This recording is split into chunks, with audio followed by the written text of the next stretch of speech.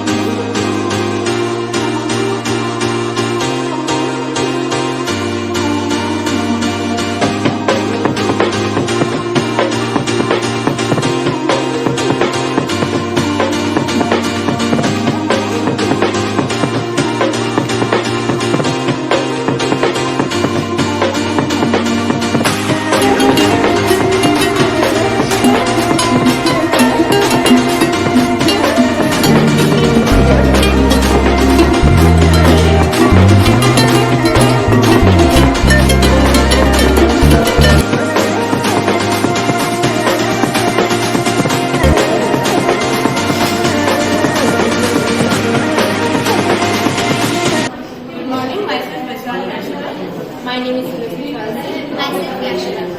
Today we have made the project that is alcohol preparation by fermentation process. So it is also known by the two names. इसको दो नाम से बोला जाता है, ethanol fermentation या अल्कोहल फर्मेंटेशन. ये एक बायोलॉजिकल प्रोसेस है जिसमें फर्मेंटेशन होता है ईस्ट के द्वारा. तो इसमें हम लोग ये समझेंगे कि जो भी शुगर्स होते हैं लाइक फ्रक्टोज, सुक्रोज, ग्लूकोज, वो जो है ईस्ट एंजाइम तोड़ता है और उससे बनाता है कार्बन डाइऑक्साइड और वीकेंड से एटीपी और NADPH. हमने इसका एक्सपेरिमेंट किया है. 3 पार्ट्स लिया हमने. एक का नाम कंट्रोल दिया है, दूसरा लो एनर्जी शुगर और तीसरा हाई एनर्जी सोर्स. ठीक है. तो इसमें क्या है, एक में हमने सिर्फ पानी डाला, पानी के साथ ईस्ट डाला. दूसरे में हमने शुगर 2 स्पून डाले और उसमें हमने ईस्ट भी डाला. और इसमें हमने 3 स्पून डाले शुगर और ईस्ट भी डाला. फर्मेंटेशन का प्रोसेस है, इसकी साइंस में कहते हैं जाइमोलॉजी.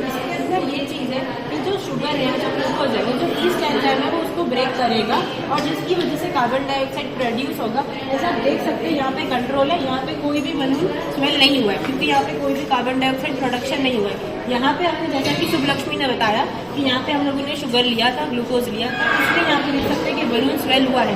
यहाँ पे ग्लूकोज का जो सोर्स है वो कम है एंड यहाँ पे ज़्यादा है, इसलिए बलून ज़्यादा स्वेल हुआ है। ये प्रोसेस है। इसमें 2 टाइप के साइकिल इन्वॉल्व है, एक तो ग्लाइकोलाइसिस और एक फर्मेंटेशन। ग्लाइकोलाइसिस में जो ग्लूकोज ब्रेकडाउन करके पायरुवेट प्रोड्यूस हुआ है उससे एटीपी और NADH प्लस रीजनरेट होता है, और जो पायरुवेट ग्लूकोज ब्रेकडाउन के बाद बच जाता है उससे हमारा कार्बन डाइऑक्साइड और इथेनॉल रीजनरेट होता है, जिससे हम NADH प्लस कहते हैं क्योंकि इसमें लार्ज स्केल में रीजनरेट NADH प्लस होता है। और ये मेजर इसका प्रोडक्शन इंडस्ट्री बेवरेजेस में होता है और फ्यूल प्रोडक्शन में होता है। Good morning, my name is Ashwin Korseli from BSc 76. So my name is Shanvi, I am from BSc. तो हमारा मॉडल है HIV वायरस। फर्स्ट एक्सप्लेन ये जो A है ये HIV का एनवलप है जिसके अंदर D यानी ग्लाइकोप्रोटीन्स वो एम्बेडेड है, और ये जो वाइट वाली है ये मैट्रिक्स के प्रोटीन्स हैं, और ये न्यूक्लियो कैप्सिड है और ये न्यूक्लियो कैप्सिड के प्रोटीन्स हैं। सो ए वाला जो है वो आउटर लेयर है जो लिपिड से बना होता है, और ये जो मैट्रिक्स है, ठीक है, और ये जो है वो कॉनिकल शेप में है कैप्सिड जो प्रोटेक्ट करता है वायरल जीनोम को। और ये जो येलो कलर के आपको दिख रहे हैं वो इंजाइम्स है। तो इंजाइम्स जैसे रिवर्स ट्रांसक्रिप्टेज है, इंटरक्रिएज है और प्रोटीएज है, और ये जो ये आपको दिख रहा है सी वो है RNA वायरल जीनोम, वो भी सिंगल स्टैंडर्ड है। Thank you Janvi and Harshit. Thank you for your project. It is very beautiful project. Hello guys, मेरा नाम आहिरिद्धि संजय भाई है एंड मैं TY BSc में माइक्रोबायोलॉजी डिपार्टमेंट में हूँ, और आज हमने ये बैक्टीरियल सेल प्रोकैरियोटिक का मॉडल बनाया है जिसमें इसके पार्ट है सब इंक्लूडेड है, capsule, cell membrane, cell wall, cytoplasm, flagella, ribosome, pili, plasmid, nucleoid, और इन सब के अलग अलग मतलब फंक्शंस है। तो आप फंक्शन बता सकते हैं? हाँ, ये कैप्सूल है। अगर हम कैप्सूल की बात करें तो ये कैप्सूल है जो वो आउटर मेम्ब्रेन के प्रोटेक्शन देता है बैक्टीरिया की आउटर मेम्ब्रेन को, और ये सेल मेम्ब्रेन है वो एक मतलब वो बाई लेयर वर्क करता है, वो एंजाइम और न्यूक्लियोइड की मतलब मेटाबॉलिज्म को बूस्ट करने में मतलब मदद करता है। और सेल वॉल है वो बाई लेयर को प्रोटेक्शन देता है, और वो पॉलीसेकेराइड से पॉलीपेप्टाइड से बना होता है। और ये साइटोप्लाज्म में वो जेली लाइक स्ट्रक्चर है, एक वाइट कलर का जेली लाइक स्ट्रक्चर है। और ये आपने क्या बनाया? DNA? ये है न्यूक्लियोइड। Okay, nucleoid. हाँ, वो न्यूक्लियोइड है वो साइटोप्लाज्म के बीच में होता है, और वो प्रोकैरियोटिक सेल में होता है। अगर न्यूक्लियोइड है वो प्रोकैरियोटिक में होता है, अगर न्यूक्लियोइड के बिना वो जो स्ट्रक्चर होता है उसे यूकैरियोटिक बैक्टीरिया बोलते हैं। और ये फ्लैजेला है वो मूवमेंट के लिए काम करता है बैक्टीरिया में। बहुत ही सुंदर प्रोजेक्ट बनाया है आपने। Very good, very good, thank you Riddhi. Today we have made the model of DNA replication. So in my group there are, My name is Lakshmi Chalsi. we are currently studying in TY BSc microbiology from Kutch University, Tolani College of Arts and Science. So we have made the model of DNA replication. As you can see, these are the strands of DNA and here labeling is done. So we are starting with the explanation. What is DNA? Now you know the full form of the DNA, as you all were aware of that. That is deoxyribonucleic acid. Okay, so what is DNA? DNA is a thing which transfers from one generation to other generation, or it can be repaired. So in our body many things are going on. If the DNA detection or anything gets damaged, it will be repaired. So you can see there are the two strands which are the opening by the helicase enzyme. Now we will explain one by one all the enzymes. Two types of enzymes are present. First is DNA A. Now second one is DNA B. तो first of all DNA A. तो DNA A में क्या होता है कि DNA बहुत बड़ा होता है, इसके लिए हमको क्या होता है काटना होता है स्पेसिफिक जगह से। तो ओरिजिन ऑफ रेप्लिकेशन से DNA A कट करता है। और DNA B क्या होता है, इसमें हाइड्रोजन बॉन्ड प्रेजेंट होता है, तो हाइड्रोजन बॉन्ड को पहले ब्रेक करना होता है। अब helicase So as you can see, there are the parts of the DNA. So this 4 things are present. हमारे जो डीएनए है उसके अंदर 4 चीजें होती है, 4 मेन कंपोनेंट्स होते हैं ATGC, जिससे पूरा बना होता है. So A is adenine as you can see, T is thymine, C cytosine and G is guanine. अगर जहाँ पे A प्रेजेंट होगा वहाँ पे TD होगा, एंड जहाँ पे G होगा वहाँ पे C प्रेजेंट होगा. ओके, तो अब हम समझते हैं कि हेलिकेज एंजाइम क्या है. तो जैसे आपने समझा, अपने डीएनए A और B का प्रोसेस समझ लिया, ऐसे ही हेलिकेज एंजाइम जो है वो डीएनए को 2 डिफरेंट स्ट्रैंड में डिवाइड करता है. ये वर्क है हेलिकेज एंजाइम का. Now we can understand of SSB protein, जिसका काम है जो वेट कैरी, मतलब अगर डीएनए कट हो चुका है 2 डिफरेंट पार्ट्स में तो अब उसको वापस नहीं जुड़ना है, इसलिए SSB जो प्रोटीन है वो उसको जुड़ने नहीं देता है. तो ये वर्क है SSB का. उसके बाद प्रोसेस में डीएनए पॉलीमरेज 3 आएगा, तो उसकी 2 कंडीशन है. एप्लीकेशन करेगा पर स्टार्ट नहीं करवाएगा इनिशियल से, इसलिए प्राइमर लगाना पड़ेगा. और दूसरी कंडीशन है कि वो 5 प्राइम टू 3 प्राइम की डायरेक्शन में ही ये डीएनए रेप्लिकेशन का प्रोसेस करेगा. तो डीएनए पॉलीमरेज जो है वो इनिशिएट नहीं कर सकता है, इसलिए उसको RNA 3' फ्री एंड चाहिए, जो कि RNA पॉलीमरेज लाकर देगा. RNA पॉलीमरेज इनिशिएट भी कर सकता है, इलोंगेट भी कर सकता है. RNA का प्राइमर सिंथेसिस होगा, जिसको आगे डीएनए पॉलीमरेज 3 कंटिन्यू करेगा. क्योंकि डीएनए पॉलीमरेज सिर्फ 5 प्राइम से 3 प्राइम डायरेक्शन में बनाएगा, तो ये वाला जो स्टैंड है 5 प्राइम से 3 प्राइम वाला, ये डिसकंटिन्यूअस सिंथेसिस होगा. जो 3 प्राइम से 5 प्राइम वाला है वो कंटिन्यूअस सिंथेसिस में होगा. डिसकंटिन्यूअस वाले को ओकाज़ाकी फ्रेगमेंट कहते हैं, साइंटिस्ट के नेम के पीछे. बाद में जब ये सिंथेसाइज हो जाएगा तो डीएनए पॉलीमरेज 1 RNA प्राइमर को एक एक करके निकालता रहेगा और डीएनए लगाता रहेगा उसकी जगह, और डीएनए लाइगेज आएगा और जितने भी कटे हुए एंड से सबको सील कर देगा और हमारा डीएनए पॉलीमरेज रेप्लिकेशन पूरा हो जाएगा. Good morning to all. This model describes DNA. DNA stands for deoxyribonucleic acid. It's a compound that contains genetic information that functions and development of an organism. DNA is present in the nucleus of the cell and is passed from one generation to another. DNA is made up of double-stranded structure. First strand is a phosphate group and the other is a sugar group. The bonds which are called bases are made up of adenine, guanine, thymine and cytosine. The adenine is paired with thymine and the guanine paired with cytosine with the hydrogen bond. The DNA is a helical structure and is passed from parents to progeny. This is the working model of the DNA. You can see.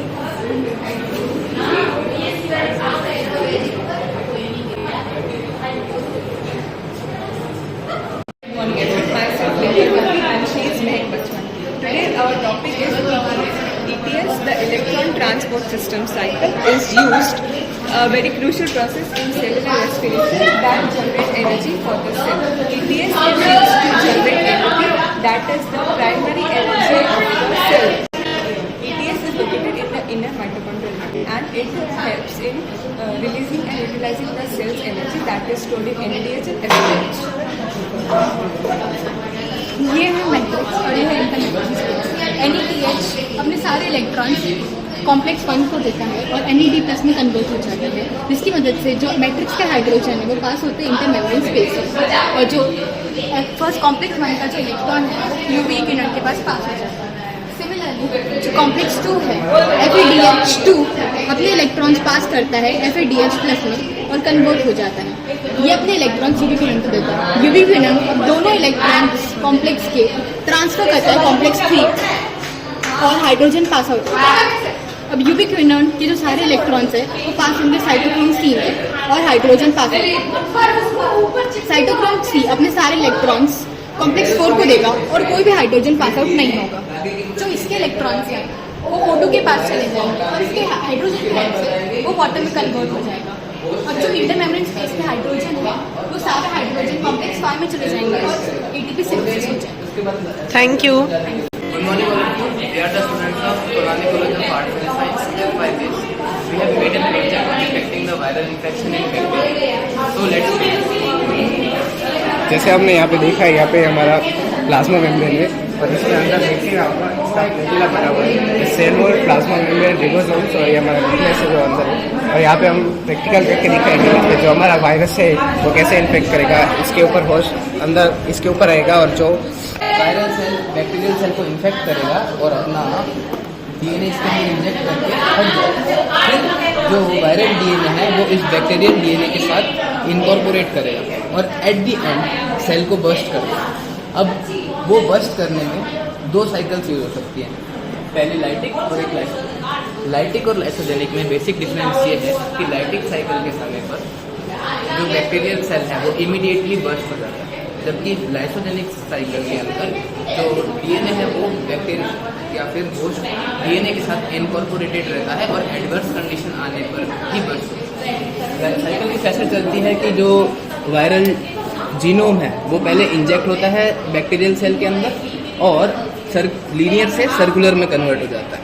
उसके बाद host की machinery को hijack करता है, उनके nucleotide को break कर अपनी कॉपीज बनाता है, लास्ट में उसको असेंबल कर सेल को लाइस कर देता है। जबकि लाइसोजेनिक में कुछ थोड़ा सा ही डिफरेंस है कि जो डीएनए इंजेक्ट हुआ लीनियर वाला वो शुरुआत में पहले होस्ट डीएनए के साथ इनकॉर्पोरेट रहेगा, उसकी प्रोजेनीज में जाएगा और जब भी एडवर्स कंडीशन दिखेगी तब वापस डिसइंटीग्रेट होकर प्लाज्मिड में कन्वर्ट हो जाएगा और फिर से होस्ट की मशीनरी को हाईजैक करेगा, उसके न्यूक्लियोटाइड्स को तोड़ेगा, अपनी कॉपीज बनाकर असेंबल कर लास्ट में सेल को बर्स्ट करेगा।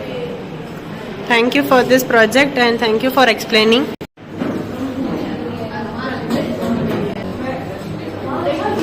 Good morning. आज हमने माइक्रोस्कोप का 3D मॉडल रेडी किया है। माइक्रोस्कोप की खोज हैंस और उनके पिताजी ने की थी अराउंड 1600 के बीच में। माइक्रोस्कोप के 3 प्रकार होते हैं, light microscope, natural electron microscope and fluorescent microscope. This is eyepiece. जो होता है वो ऊपर हेड के ऊपर सबसे टॉप पे आया होता है और आईपीस से हम डायरेक्टली आई से कनेक्ट करते हुए ऑब्जेक्ट को देख सकते हैं। It's a body tube.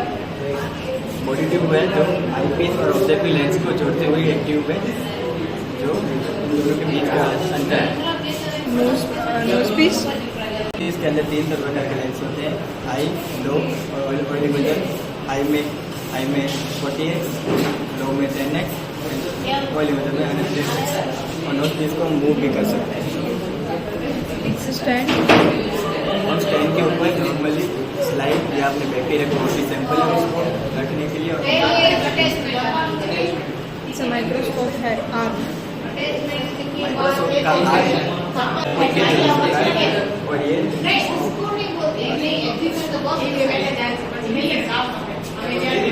ये माइक्रोस्कोप है, ये ओरिजिनल माइक्रोस्कोप है एंड जो ये आपने बनाया वो माइक्रोस्कोप है। बहुत ही अच्छा प्रोजेक्ट बनाया है। Thank you guys.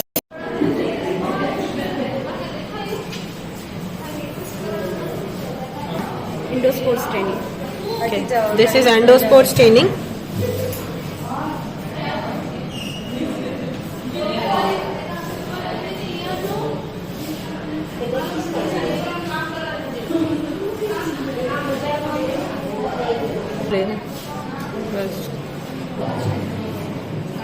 दाना दाना से